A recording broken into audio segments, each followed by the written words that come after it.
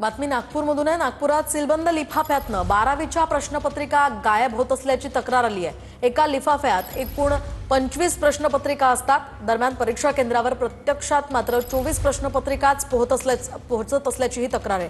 पर्यवेक्षकांकडून board अधिकाऱ्यांना या संदर्भातला अहवाल सादर करण्यात आला आहे। विज्ञान शाखेच्या फिजिक्स, केमिस्ट्री, गणित, बायोलॉजी या पेपर संदर्भातील ही बाब समोर आली आहे। घटनेचा पेपर फुटीशी काही संबंध आहे का, या संदर्भात आता तपास सुरू आहे।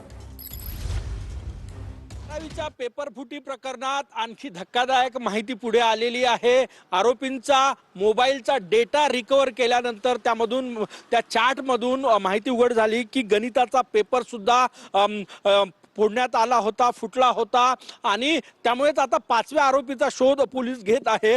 दुसरीकडे 12वीच्या परीक्षेदरम्यान काही पेपर जे आहे ते 25च्या गठ्ठ्याऐवजी 24च पेपर त्या गठ्ठ्यात होते, अशा तक्रारी ज्या आहे त्या पर्यवेक्षकांकडून करण्यात आलेल्या आहे।